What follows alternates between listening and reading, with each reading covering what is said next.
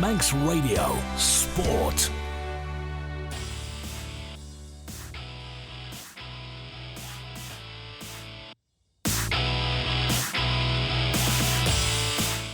Welcome back on Manx Radio AM 1360. Welcome to Saturday Sport Classified, where we round up all of the results, details and reaction from Manx football, rugby, hockey and more on the Isle of Man and further afield. And as usual, we will kick things off with your classified sporting results for today, Saturday the 26th of October 2024, starting with football. The Canada Life Men's Premier League. Laxey 4, St John's United 1. Unken 6, Moran 2. Ayr United 4, St Mary's 2. St George's 0, Russian United 0. Peel 5, Foxdale 2. Corinthians 1, Union Mills 2. Ardern and Druggan Limited Division 2. Douglas Royal 5, Douglas and District 0. Governors Athletic 3, Ramsey Youth Centre and Old Boys 5. Douglas High School Old Boys 6, Colby 1. Braddon 10, Michael United 2. Canada Life Combination 1. St John's United 14, Laxey 1. Moran vs Onken awaiting result. St Mary's 3, Ayr United 3. Russian United vs St George's, a home walkover to Russian United. St George's unable to field a team. Foxdale vs Peel awaiting result. Union Mills 4, Corinthians 4. Ardern and Druggan Limited Combination 2. Douglas Royal 2, Douglas and District 0. Ramsey Youth Centre and Old Boys 5, Governors Athletic 1. Colby 2, Douglas High School Old Boys 1. Castletown 10, Gyms 2. Michael United vs Braddon, an away walkover to Braddon. Michael United unable to field a team. And in the North West Counties Football League Premier Division, Chadderton 1, FC Isle of Man 2 is a latest score. Turning our attention to rugby. The Regional 2 North West. Burnage 42, Douglas 27. The Cheshire Vars. New Brighton 36, Ramsey 12. And in the Cheshire Bowl, Western Vikings vs Southern Nomads awaiting result. Turning now to hockey. In the Mixed Premier League, Backers B vs Harlequins A, Castletown Celts vs Vikings B, Valkyries B vs Vikings A, and Backers A vs Valkyries A, all postponed due to Isle of Man senior national teams being involved in fixtures. In Mixed Division 1, Backers C 7, Vikings D 2. Ramsey A 0, Castletown Southerners 3. Valkyries C 2, Vikings C 1. In Mixed Division 2, Valkyries D 2, Castletown Cushags 3. Castletown Camags 0, Harlequins B 3. Ramsey Ravens 1, Backers Colts 6. In Mixed Division 3, Castletown Carrick 0, Harlequins C 1. Castletown Cosney 5, Vikings E 2. Ramsey Rookies 0, Backers D 4. Those are your classified results in Isle of Man football, rugby and hockey for Saturday, the 26th of October 2024. And as always, if you've heard any score lines that we are awaiting results on and you have details on, please do let us know either via WhatsApp or text message 166 177. Well, plenty to talk about today with our football correspondent Tony Mepham, who has had a great game today, a very eventful game in Ardern and Druggan Limited Division 2 today. We'll come to that in a moment. But Tony, plenty of big results, eye-raising results across the leagues today. I was just looking at the time clock behind you there, Rob, and I think we might need an extra hour with all these scorers that we've got in here this afternoon. Incredible amount of goals being scored, but what a humdinger of a game I covered this afternoon, Old Boys against Colby, but we'll come to that one later on. Indeed, we've just had a message in. Thank you very much for letting us know. Canada Life combination won the final score. Foxdale 1, Peel 2 was the final score that we've been sent through. Thank you very much for that information. Well, Tony, we'll start with the Canada Life Men's Premier League. And out at Glen Road, Laxey took on St John's United. Two sides who have shown their quality at times this season, maybe both just looking for a little bit more consistency. Laxey, the hosts, taken all 3 points today, and we understand with a lot of help from St John's up at the right end from a Laxey perspective. Laxey winning by 4-1. Yeah, we'll get this one checked, Rob, because we were trying to find out. We've got 5 goal scorers and they only scored 4, but a great result for Laxey. When you look at the league table now, they're on 21 points, so they go into third place now, a point behind Peel, so they'll be delighted with that one. But we've got Jack Keelan and Ethan Hawley with the goal scorers, but St John's have come back with a Andrew Chadwick, Sam Ingham and a Luke Murray own goal apiece, so we'll let them fight that one out. But Luke Murray got the goal for St John's. But by the sound of it, what sort of turned the game in a little bit was a red card for Joe Quayle, the new signing for St John's. So they were down to 10, couldn't compete with them. But, Laxey capitalised. And as I touched on it last night, Jack Keelan looks a really good prospect for Laxey. Very quick. He's only a small, slight, young 16, 17-year-old, but knows how to finish and put the ball in the net. And elsewhere, a huge battle at the bottom of the Nivison Stadium today between Onken, who went into today's game second from bottom in the Canada Life Men's Premier League, up against a Moran team who were looking to halt a run of 8 straight defeats in their opening 8 games. One side taking a big 3 points, and the misery continues, sadly, for Moran. Onken winning this one by 6-2, helped with a hat-trick from one particular player as well. Yeah, it is, and Andy Asperidge, when he signed from Douglas Royal at the start of the season, I thought he'll be good for them in front of goal. Had a slow start to the season, but he's pulling it together now and scoring plenty of goals. And as you say, Andy Asperidge with 3. His partner who left Douglas Royal to go to Onken with him, Lucas Watterson, he got a couple of goals. Ethan Lever got the other one. For Moran, it was Carl Hartman with his name on the score sheet, and Ethan Reddy got the second one. But as you rightly say, when you look at that league table now, it's Moran played 9, lost 9. So a bit of a struggle for them. And when we factor into account another result that's taken place today with teams around them, it's looking all the more difficult for Moran at the moment. It certainly is, and you feel sorry for them, because when you look at the start of the season, when Douglas Royal wanted to go back into Division 2 because they were struggling with players, and that's fine. And then you've got Moran, who just missed out, didn't he? And I think they're a little bit upset the way it just all went for them towards the end of the season. But I watched them last week, and they battle so hard, and just a little bit of luck and fortune they need, and try and get a result. But at the moment it's really tough, because we're coming up to the halfway stage and they can't get a point at the moment. Just very quickly before we move on, we've just had a correction issued on one of the hockey scores. Thank you very much for clarifying that information. In Mixed Division 3, we'd mentioned that it was Castletown Carrick 0, Harlequins C 1. It is in fact Castletown Carrick 1, Harlequins C1. So thank you very much for that information there, just clarifying the result for us.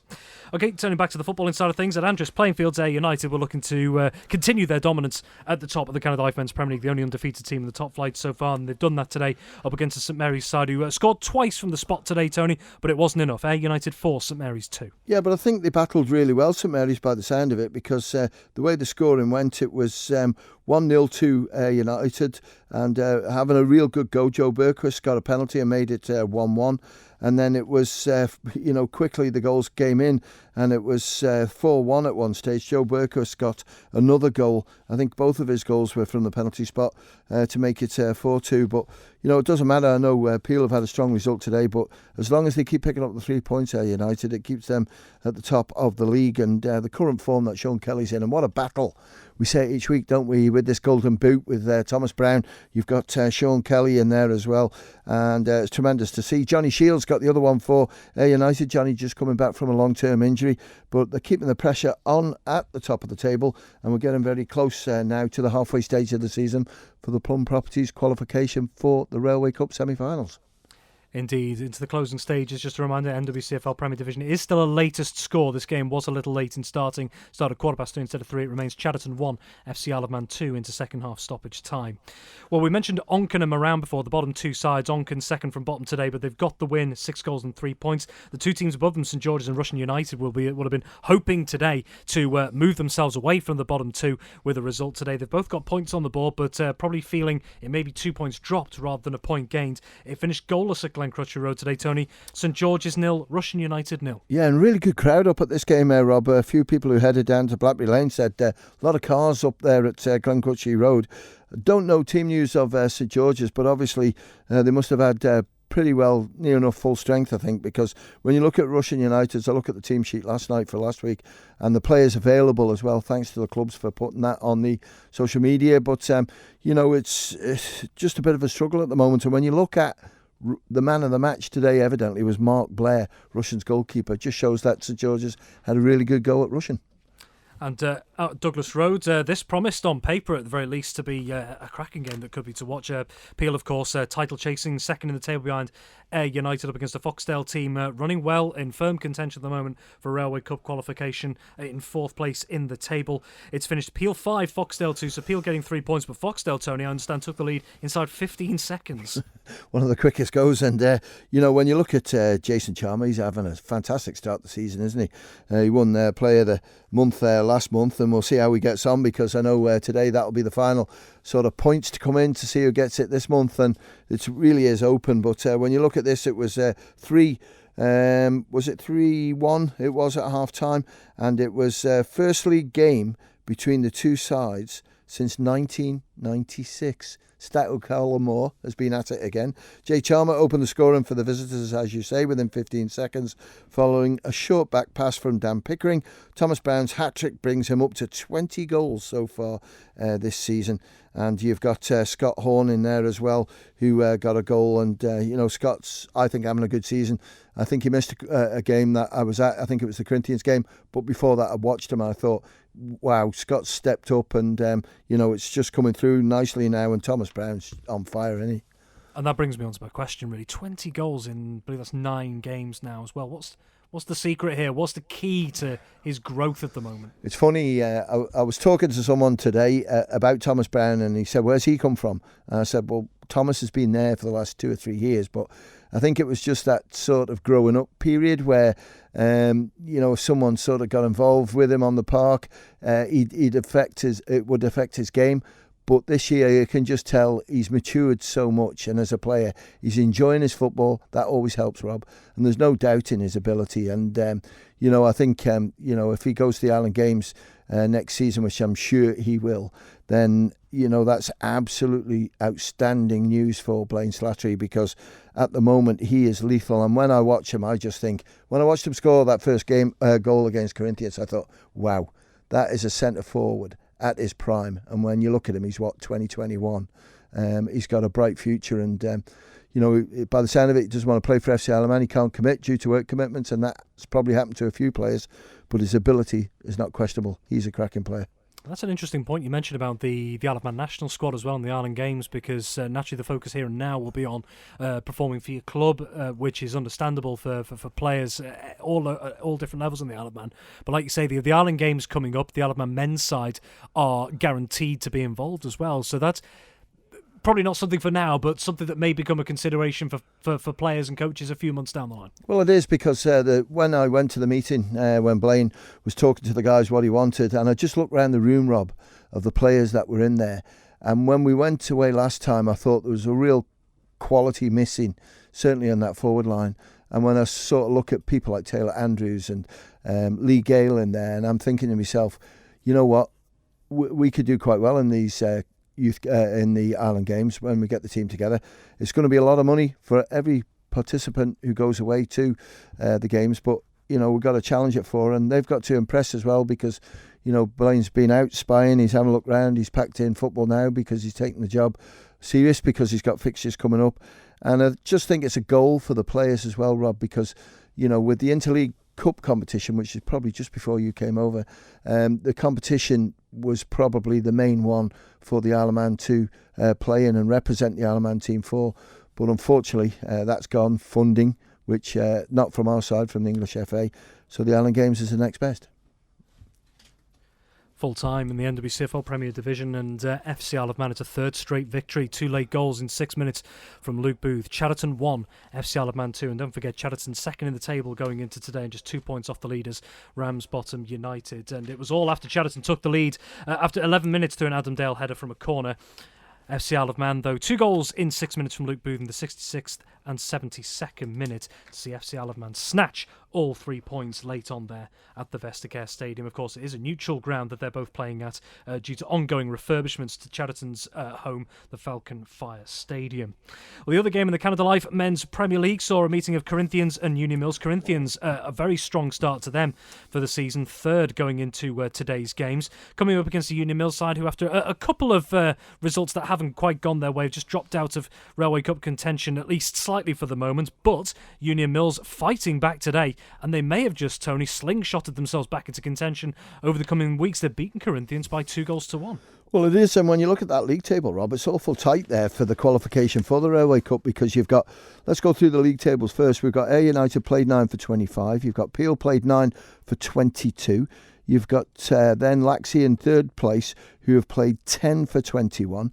Then you've got two teams on 9, and that's 18, and that's Foxdale and Corinthians are on 18 apiece.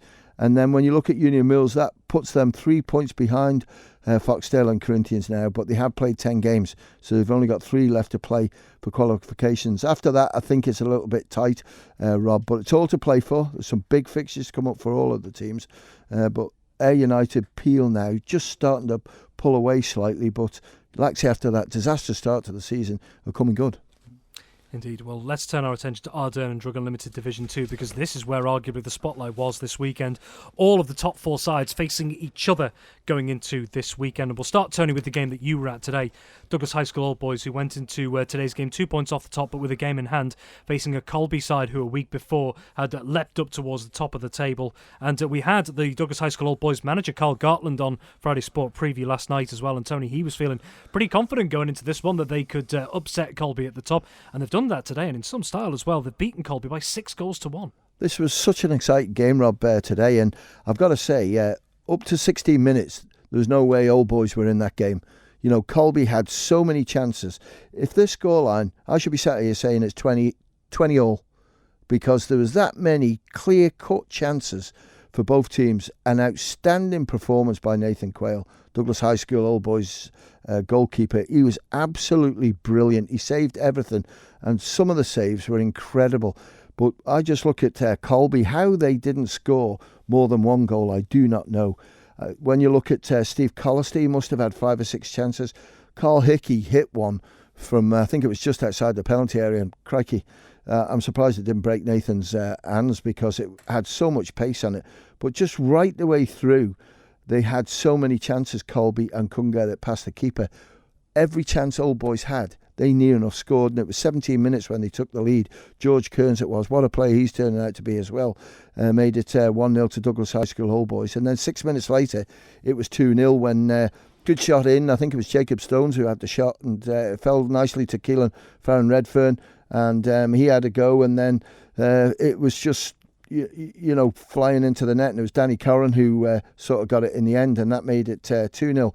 But just before half-time, best goal of the game, probably. Alex Ringham from 35, maybe a bit more actually, I may doing an injustice, hit it so well with his right foot. And the goalkeeper, Jay Gandy, who also had a good game, couldn't do anything about it. And 3-0 it was at half-time. And I just thought, you know, Colby are going to come out. Kieran Brown came off the bench and took his position. And Colby then started for about 5 or so minutes having a real good go at Douglas High School Old Boys. But Nathan Quayle was superb with everything he had to do. And then it was 4-0. Jacob Stones it was who got the goal. And then Dean Stockdale had a chance. It was saved by Jay, and it fell nicely to Jacob Stone. He finished it off and made it 5-0. Then Jack Adams, he's going to be another good player as well. And it was all made by him, Rob, just on that left-hand side. He picked the ball up, he feigned the shot, he pulled it back, and then he managed to sort of get himself in a good position and hit it past Jay Gandy, and it was 6-0 it was. And then it was left to the left full-back to get the goal for Colby. He hit it well, Adam Pate, and sneaked past the goalkeeper. Nathan, if any fault, he's not the tallest, and that's not his fault. But I'll tell you what, incredible. And Blaine Slattery was there watching, and you know, for a young lad, I'd be bringing him into the Ireland squad, because by all accounts, he's putting in performances like this every week. So a terrific result for Old Boys. But if you'd had said to me at lunchtime, where do you think this is going to go?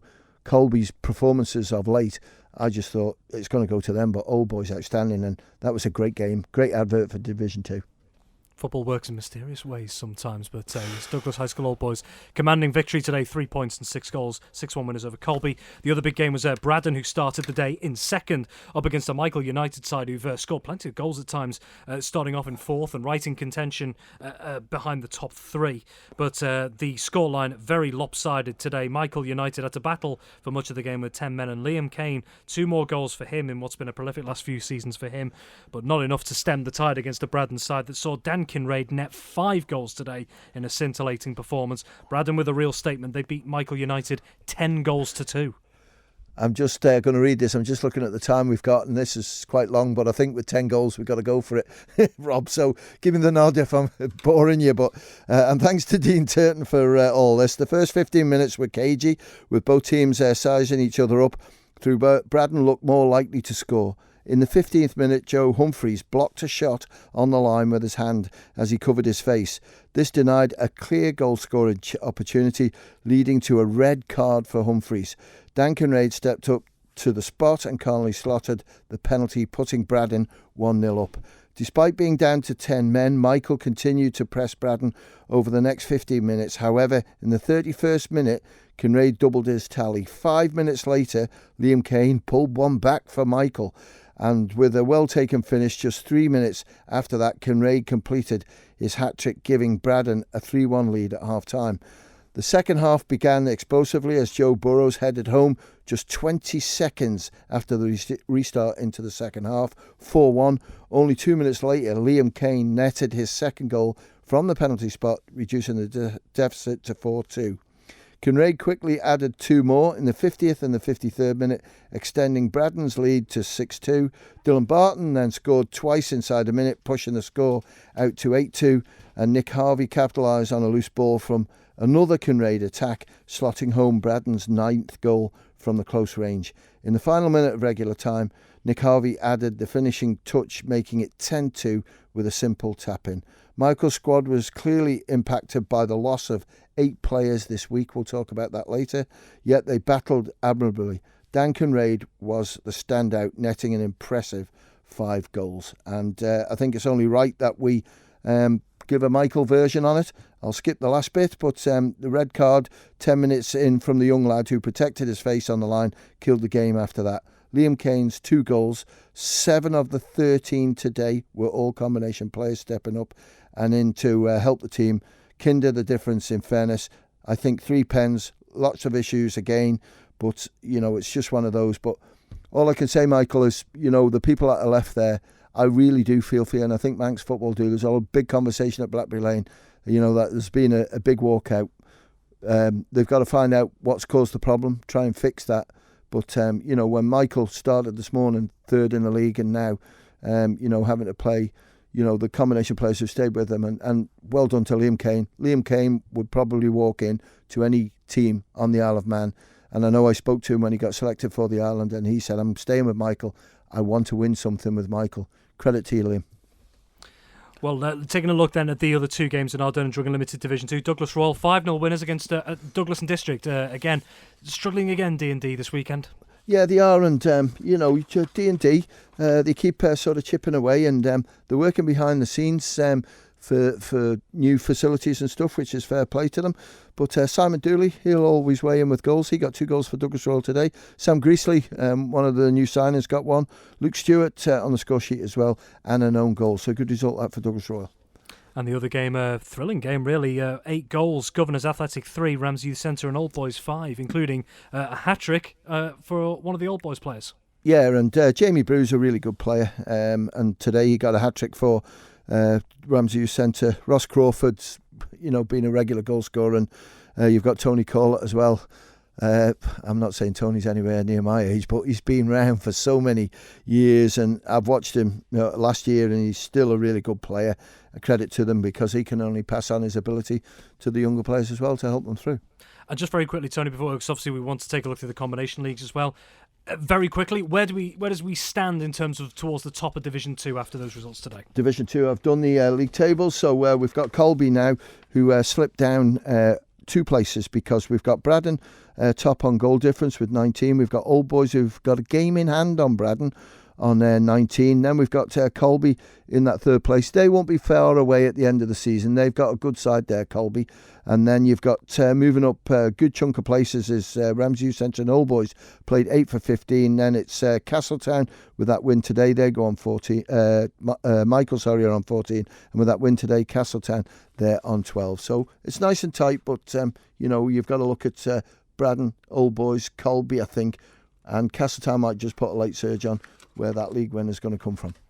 I think you mean Castletown combination side were playing today, the first team words in action today. But no, I see where you're going with that. Yep. I see where you're going. You've had some quick mental arithmetic to be doing over the last few minutes. Well, that's why I'm looking forward to the 2 o'clock kickoffs next week, because it gives you a bit more space. Okay, Canada Live combination 1. We did actually have a correction issued on this massive scoreline here. St John's United 15, Laxey 1. 15 is it? Wow. Right, we'll check on the goal scorers. Well, I've got down here, I've got Liam Sale with 5. Well done, Liam. Ray Lovell got 2. John Haggerton got 2, so that's 9. Matt Norrie with 1. And Peter Caro and Pedro Cardoza on the score sheet as well. So we'll finalise those goal scorers, but impressive performance that by St John's Combi. One result we were waiting on was between Marown and Onken. Tony, have we had any further details? We certainly have, and it's Marown 1, Onken 4. And if you just bear with me, Rob, because thanks to Brian Callow, he's hot off the press, and he's just put the goal scorers through for me, and it was Joe Waddington got 2, Ozzie Moore, well done Ozzie, got 1, Jeff Ref Butler got the other one, so good result for the league leaders there, Onken 4-1 winners. Indeed, and then it was all square between St Mary's and Ayr United in the early kick-off in combination 1, 3 apiece. Yeah, and Jamie Skillen on the score sheet once again. Jake Wilson got 2 goals for St Mary's. I haven't got the goal scorers for Ayr. If you could, please text us through 166 177. Indeed. Russian United versus St George's. That was awarded as a home walkover this weekend to Russian United. St George's unable to field a team. Close between Foxdale and Peel. Foxdale 1, Peel 2. It was close, and another good band of young players coming through for Peel. 1 or 2 missing today, but Evergreen, sorry Liam, well done. You got 2 goals for Peel. Foxdale, I'm not too sure, got the goal. And a cracker at Gary Moore between Union Mills and Corinthians. That was 4 apiece. Haven't got Union Mills goal scorers, but for Corinthians, Archie Walter got a goal. Taylor Callow got 1. James McCants, who's another promising young player coming through the system, and not so young, but still scoring goals, is Kane Riding. He got the other one for Corinthians. Then in Ardern and Druggan Limited combination 2, Douglas Road 2, Douglas and District 0. Got no goal scorers on that one, Rob. And Ramsey Youth Centre and Old Boys 5, Governors Athletic 1. Goal scorers missing on that one as well. And this could be an interesting one, because Colby 2, Douglas High School Old Boys 1, and Old Boys, they've been challenging towards the top of combination 2 so far, haven't they? Well, it was, and Carl Gartland wasn't too right on his 6-point Saturday, was he? Because they've lost some points on this one. Liam Buckley with 1. Well done there, Liam. The legs will be hurting tomorrow. Got the goal for Old Boys. Jack Skillicorn it was who got the 2 goals for Colby. Convincing win for Castletown against Jim's. Castletown 10, Jim's 2. 5-0 at half-time, and Jim's scorers we haven't got. But quite an interesting fact on this, and is a mega fact. Alex Crawley scored 5 today. His 3rd goal was his 400th goal for the club. That's absolutely incredible. He scored lots of goals, but 400 goals takes some doing, and he's still got many years in them legs. So well done, Alex. Owen Kamada, he got 2. Finn Mulligan on the score sheet. Harrison Larkin got 1, and new signing Mike Kenny got the other one. Great result that for Castletown's Combi, 10-2. Significant landmark for Crawley there. Absolutely. And Michael United versus Braddon, that was awarded as an away walkover to Braddon. Michael United unable to field a team. Those are our local fixtures. Well, elsewhere, FC Isle of Man have been in action, NWCFL Premier Division action this afternoon, with a big test in front of them as they looked to get themselves a 3rd straight win away at Chatterton, who was 2nd in the table going into this weekend and just 2 points off the pace of Ramsbottom United at the top. It was Chatterton who took the lead today, and it was Adam Dale who put the home side in front at the neutral Vestacare Stadium venue. But a quick-fire double from Luke Booth in the second half, seeing FC Isle of Man snatch all 3 points. And I'm delighted to say we're joined live now by FC Isle of Man manager Paul Jones. Paul, very good afternoon to you, and you must be delighted with a result like that against one of the real heavyweights of this division. Yeah, very much so. Yeah, we're very happy. There's a happy group travelling back to Liverpool now to catch the boat. So yeah, we were disappointed at half time to concede a sloppy goal, but second half performance was excellent. I thought we thoroughly deserved to come away with all 3 points in the end. And in terms of that first half, what was spoken about at half-time to maybe try and turn it on its head a little bit?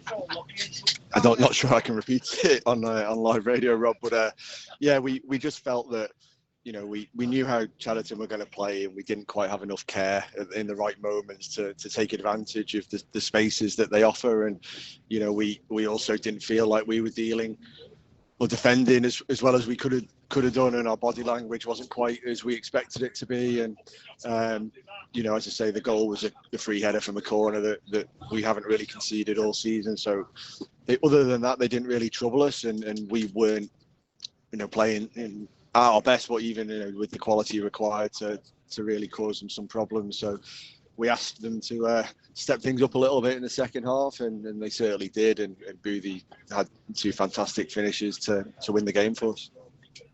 And it's a point that you've made throughout the season so far with a couple of your results, the fact that sometimes if you had gone a goal behind in previous years, maybe it wouldn't have been the case that you got back into the contest, but you did and came away with all 3 points. Is this further vindication in your mind that this squad is capable of doing good things this season?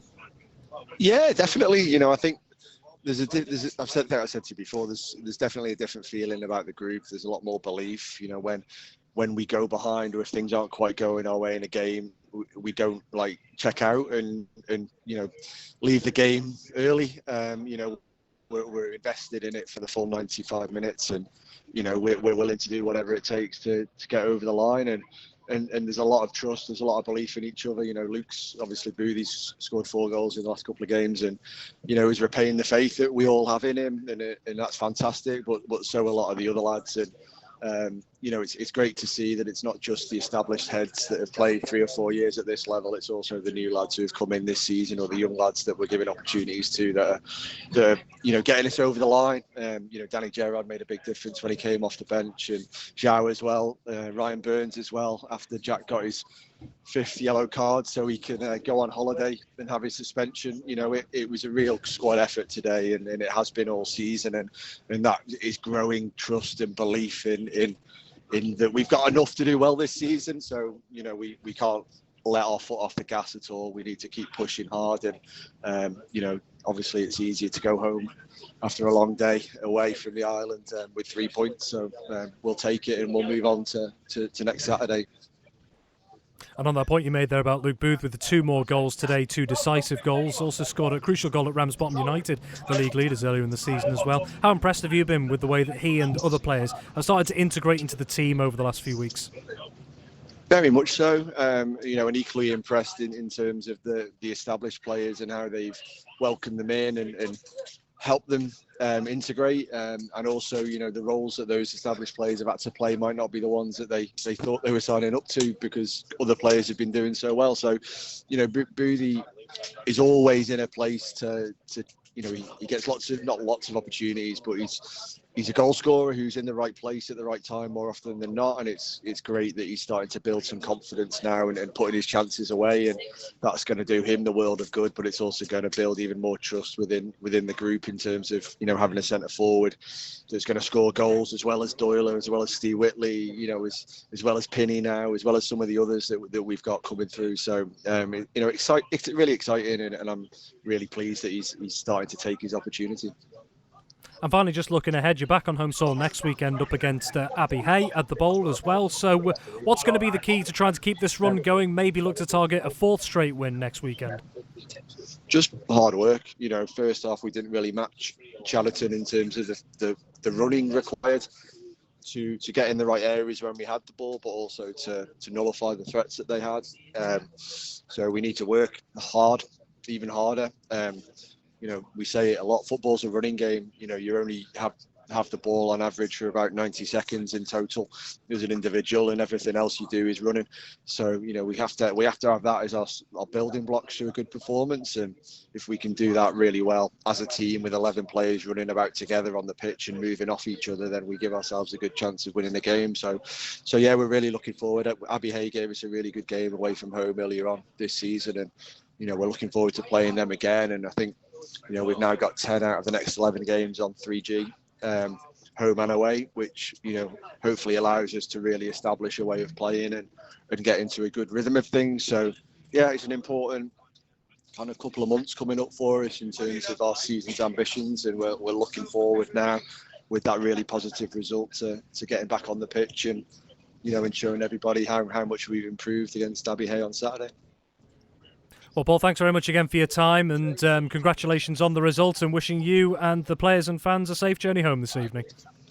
Cheers, Rob. Hopefully we get back to Liverpool in time for the boat and we actually get home. So it's a bit of a mad rush at the moment, but Andy, I'm sure our coach driver will get us there. Fingers crossed. Paul Jones, thank you very much. Paul Jones, FC Alaban first team manager after his side's 2-1 victory away at Chadderton in the NWCFL Premier Division this evening. Just for one final time this evening, bring Tony Mepham in. Tony, Paul Jones has spoken about character there. Not impressed with how his side competed in the first half, but a step up and 2 big goals from Luke Booth, coming away with 3 points against one of the title contenders.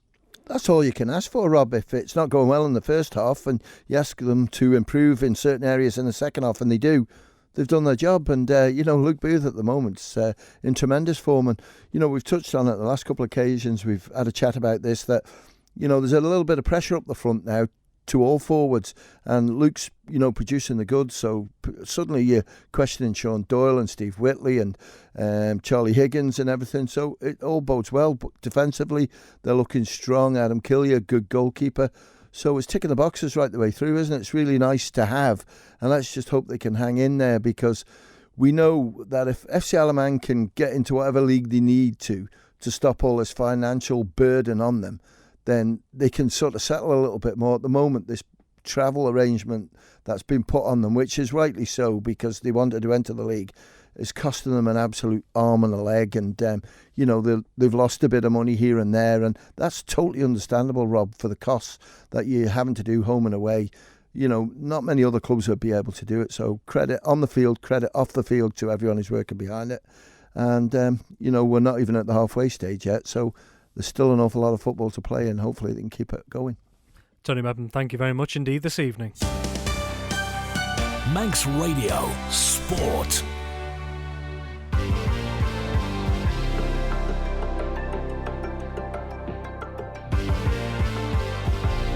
Turning our attention to rugby now, it's been yet another busy day. One of the big questions being asked today is that this was today Douglas's biggest test so far in the Regional 2 Northwest, up against Burnage, who are trying to chase the teams at the top of the table. Meanwhile, we had 3 Isle of Man sides involved in Cheshire competitions. Ramsey on the road on the Wirral against New Brighton in the Cheshire Vars after winning their opening Cheshire Vars fixture back in August. And it was a local derby in the Cheshire Bowl between Western Vikings and Southern Nomads. And to go through everything is our rugby correspondent, Dave Christian. So, Dave, a busy day that we've had in front of us. So tell us all about what's been happening across the respective competitions.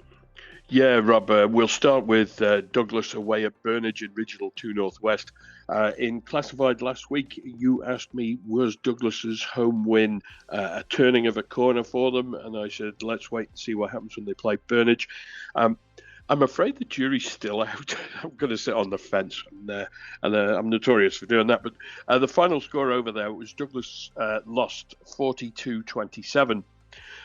They have, however, scored 4 tries, so they've picked up a bonus point away from home this afternoon, and that losing margin is only 15 points. Douglas will fancy their chances, I think, when Burnage come to Portishead later on in the year. We have to put the result into context as well. There were 7 changes to that team from last week, which won so handsomely at home. And the front row was so important for them last week. Simon Hardonot, Gihard Vizagi, and Ralph Clark with Dickie Bell on the bench. There was no Vizagi today, there was no Clark, and there was no Bell. And Simon Hardonot had to switch from prop into hooker. So with those sort of changes in your team, you're definitely going to come unstuck. And of course, the big change was at 10, where Josh Duncan stepped in for Bryn Snellgrove, and Bryn Snellgrove, the orchestrator of everything that was good last week. So all into context, the jury's still out, I think, on Douglas's season. But today, that bonus point away from home, brilliant for them. And the try scorers today, Blake Snell, the captain, got one. Kyle Martin got one from fullback. Nathan Robson picked one up, and there was a penalty try as well. Nathan Robson also weighed in with 2 conversions and a penalty. So his transfer from Ramsey to Douglas has been pretty much an uncompromising success so far after just 3 games. In the Cheshire Vars competition, Ramsey away at New Brighton. Ramsey, they've lost 36-12 this afternoon, but that game was nip and tuck, 7-7 at half-time. Try and conversion in the first half from Ramsey's points machine, Brandon Atchison. 7-7, looking at the second half, they were well up for that, and unfortunately New Brighton have just ran away with that. Atchison went in for his second try of the game. That got them to 19-12 at the time. But in the closing stages, New Brighton just proved to be a little bit stronger. Remember, they're 2 leagues above Vagabond in the standings. They play in Counties 1, ADM, Lancashire and Cheshire. So it was always going to be a big test for Ramsey. They now have to go to Wallasey on the 23rd of November. A win at Wallasey should put them into the final of the Cheshire Vars, which will probably be, after today's result, against New Brighton. So they've got it all to do again, but maybe can build on a little bit more home match form. And that might give them a shot at it. Remember, going into this game, Ramsey have only played, I think, 3 matches. So we're now at the end of October, which is pretty poor, to be honest. But things will look up, and the final of that competition probably not going to be until maybe the end of February. So they got a little bit of time to work on that and see if they can pull enough back to beat New Brighton. The final game, the Cheshire Bowl, Western Vikings against Southern Nomads. That's finished Western Vikings 24, Southern Nomads 33. For Western Vikings, 2 tries from Regan Williams, 1 from Joe Lowe, 1 from Paul Wielden, and a conversion each from Harry Goodwin and Harvey Collister. I don't have any Nomad scorers. I'm not going to criticise them. I rely on the players to get me this information. Finn McGregor's my contact at Nomads. He's their captain. If he's played and picked up an injury or something this afternoon, it's understandable why he's not been back in touch. But Southern Nomads win that one 33-24. That will give Nomads a great shot at the Cheshire Bowl final. It will depend on other results, and I think they have to go away to play Aldershot, and that's at the back end of November. For Western Vikings, they've now lost twice. They don't have a shot now at the final, but they do have a dead rubber to play late November against Port Sunlight, who Nomads beat earlier on. So if Western Vikings can get a similar team out, they've got a chance of picking up some points at Port Sunlight. But at the moment, it looks like Southern Nomads and Aldershot / Port Sunlight are going to be in the mix for the final of this competition. The final score there, Western Vikings 24, Southern Nomads 33. Thank you, Dave. Just quickly turning back to Regional 2 Northwestern, Douglas there, that 42-27 defeat to Burnage. And you did sort of indicate, you just made a bit of a mention of it there about Bryn Snellgrove absent today, and that he could have really been the linchpin in this squad if he was available. He wasn't on this occasion. But even without him, is that a respectable scoreline, do you think, in the eyes of Douglas? Yeah, definitely. The 4 tries is a big thing because they get an extra bonus point for that one. A 5th try potentially would have got them close to a losing bonus point as well if you finish within 7. So going away to Burnage, losing by 15 points, but picking up a try bonus point on the road, that's a real boost for the side. And I'm pretty certain, I had a brief chat on Messenger with Coach Phil Kringle earlier on. Phil didn't reply, but I suggested to him that when Burnage come to Portishead later this season, if Douglas are able to get that full-strength side out, it will be a slightly different game. I think Douglas are probably good enough to take Burnage at home. And that's often the case when you look statistically at the results in the regional leagues, at least. It's generally the home side that wins. And the good sides in the league are the ones that are able to get that side out consistently home and away. And with that stretch of water between the Isle of Man and the rest of England, that creates logistical difficulties. And I think Tony just mentioned it there at the back end of the football piece. With 7 changes to their squad, Douglas were always going to struggle. And Bryn was missing, but I think the changes in the front 5 are a little bit more significant. Gerhard Vizagi missing, Ralph Clark missing, Richard Bell missing, and in the second row, Craig McGee from last week. And those four are big players to have around your park. And Douglas will be much stronger at home. I think they have a week off now to recover, and we see them back again. I think it's on the 9th of November, but I'm going from memory here, which is getting faultier as I grow older. Dave Christian, thank you very much indeed for all of those details. Manx Radio Sport.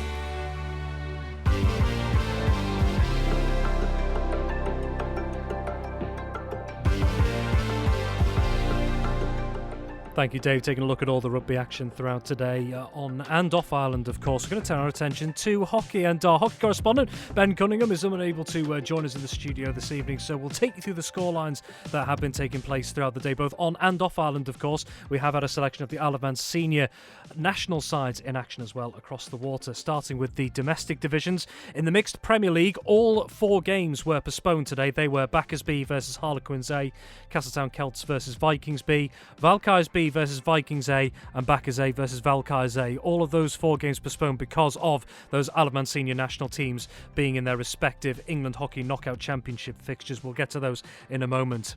Well, we'll turn our attention to the games that did take place today across mixed divisions 1, 2 and 3. In mixed division 1, it finished Backers C 7, Vikings D 2. Backers C, the star of the show there was Ellie Pearson-Bass with a hat-trick, and then 2 goals each for Jack Grimley and Alex Stewart. Vikings D, the 2 goals coming from Danny Kane there. So what does that mean for these two sides in the table? It means Vikings D remain rooted to the bottom just on 2 points with 1 win from their opening 7 matches. Backers C, they remain undefeated. It's now 5 wins from 7 along with 2 draws, moving on to 12 points to stay top of Isle of Man Mixed Division 1. Elsewhere, a key battle in behind Backers C saw second place Castletown Southerners head to Ramsey Grammar School to take on Ramsey A in 4th.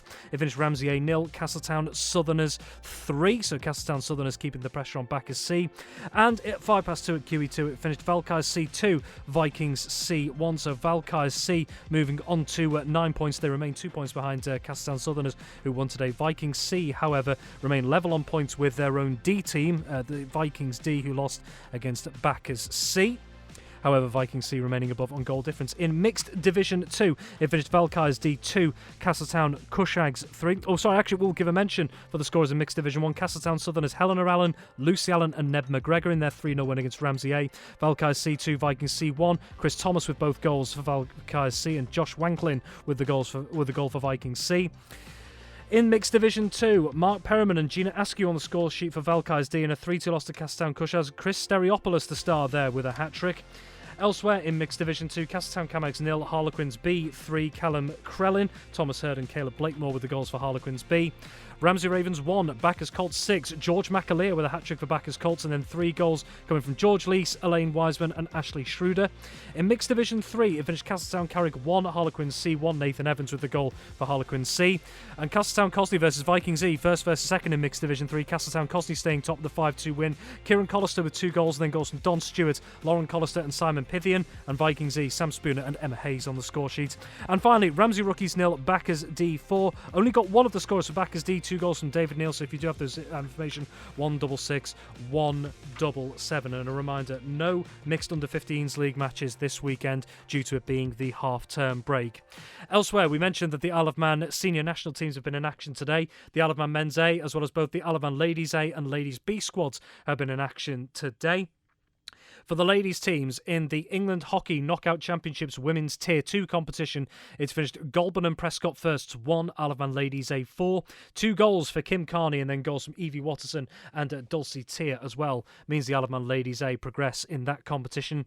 In the Women's Tier 3 Knockout Championship competition, it's the end of the road for Isle of Man ladies B squad. They've suffered a 2-0 defeat at the hands of Liverpool Sefton today. And then in the Men's Tier 2 Knockout Championship competition with the Isle of Man men's A squad, they have beaten West Derby first by 6 goals to 2 in Merseyside today. 2 goals for Andrew Whiting and then goals for Oscar Leese, Elliot Reid, Alex Andrew and Tom Burrows. The Isle of Man men's B squad are also in England Hockey Championship action. They have fixtures coming up in due course. And the Isle of Man under-18 boys squad are playing Preston in the boys under-18 England Hockey Knockout Championships tomorrow afternoon. afternoon as well. Manx Radio Sport. And finally, finishing things off tonight, a new chapter awaiting the racing career of Manxman Conor Cummins. He spoke to Manx Radio today about his move to Burrows Engineering RK Racing and explaining how good it feels to get the deal over the line. Yeah, so I'm really happy to sign a deal with Burrows Engineering, RK Racing. So for 2025, and we're going to be fielding the BMW machinery. So very excited, very happy to get the deal done before this side of Christmas, and I'm in a real good position to move forward and train hard until the season starts in March. You say that you're happy to get everything over the line before the Christmas period, for example. What's the benefit of that to you to get it done at this stage? It's just clear the stage is set, really. You know, it's all very clear as to what the plan is for next year now, and to know, you just can't beat knowing what's in store. So everything's all laid out and ready to go, and I can just put everything to the back of my mind now and just get training hard and just be in the best possible place come the start of the race season. And when it comes to the Burrows Engineering RK Racing team, what makes it, do you feel, the right fit for you at this point in your racing career? Well, I've been chatting with John on and off for quite some time, and you know, I wanted to. It never quite materialised, and thinking about it for quite some time. You know, John's, just due to the conversation we've had, there was definite intent there, and you know, John was very keen to have me on board. And obviously, the way the season sort of finished up for me, I was really well placed to make a call and go, right, I'm going to show John all the respect he deserves through the offer he's put to me, and just commit to it, really. Myself and John go back quite some time. Whenever I raced in the Irish roads, we raced against each other, so I'm more than aware of the preparation that John puts into his bikes now, more latterly as a team owner. It just fills me with the confidence that I know it's the right place for me. That as well, obviously I had a brief stint on a BMW middle of this year, and I knew that was a bike for me to be on. So everything all put together, you know, and the respect I've got for John, his team and his family, it was definitely the right thing for me to be doing. So yeah, I'm just really, really chuffed to be racing for him next year. You obviously got a bike lent to you by FHO Racing to go race at Armoy. A switch obviously from, like, say, the Honda you'd had previously with the likes of the Pritchard's team. So what are the big things that you enjoy about that particular machine compared to maybe what you've had in more recent times? Yeah, I mean, FHO were fantastic to me, and they put me out on their BMW for Armoy, and it was just it's plain to see the success that the teams that have used BMWs have had of late, and I'd be fairly silly if I was to ignore that fact. And whilst I'm not stood here thinking it's a miracle cure that, you know, it's going to suddenly produce me wins, you know, I'm acutely aware that I've got to put a huge effort into pushing hard myself. So I'm more than aware I definitely think it's the right bike for me to be on. Even for the very brief spell I had on one, you know, I learned such a great deal in those few laps I got around at Armoy. It's definitely the right place for me to be as a team. BMW machinery is top deck, and I'm in a good position with it all. And on that point, going into 25, and particularly when it comes to the TT, do you think this puts you in a nice position, you and the team, to maybe be challenging for a little bit more this coming year? Yeah, well, I'm fairly clear on my goals. My goals have never changed over the years, and the TT and the roads are my main focus. And yeah, there's no two ways about it. You know, my goals are set, and John he's made it clear that he wants to make another step at the TT. So you know, for me, we've got to be doing, in order to be competing for race wins, which is where I want to be, you've got to be doing a minimum of 135 laps. I'm at a 133 at the minute. John wants to make that step up. Hopefully we can meet somewhere in the middle and be up the sharp end. I've every faith in the whole thing. Otherwise, I wouldn't be here. And again, just on that point, when you actually look at some of the riders they've run at the TT in the last couple of years, they had Dom Herbertson last year and then Mike Brown the year before. Two real prospects on the mountain course in the last few years and going forward. So what's it going to take for them to maybe help you, as someone who's been a regular right towards the top end, the sharp end of the TT over however many years now? What's it going to take to help them get you to that next level, like you say, some of those targets? I think it all happened quite organically, really. I think we've all we've all got the desire to be up the sharp end. So that's one thing. I think we can help each other, really. I've got a lot of experience around the course now, and hopefully I can bring them as a team with speed and whatnot up further. And I think we're all on the same page, really. We all want to be successful, and we've got clear goals. So I think those goals being set will drive the whole thing along quite nicely. So I'm excited to see where we get to. But yeah, there's one thing for sure. My goals are the same as they always have been, and that's I want to be winning races. So I say hopefully we can meet in the middle, and which I've every faith we will do, and more. We can make it happen. On the racing side of things, naturally, the TT is a huge target, but outside of that, have you got any plans on the roads? Do you plan to maybe attend the Northwest 200 or anything else during 25? Yeah, well, there's obviously the Northwest 200 is a big part of the program, and we've also got there's rumour of the Tandragee happening again, which has definitely got my attention because I love the Tandragee whenever I did it once, and I really loved it. So hopefully, if that happens again, then we'll be back there, maybe. The Armoy road races again. The organisers were fantastic and helped me get over there this year to compete. So there's that, some testing, and the first British Superstock round, which is just before the Northwest 200, and then there's some races we've got penciled in for the remainder of the year as well. So again, the British Championship is very important to me to be at.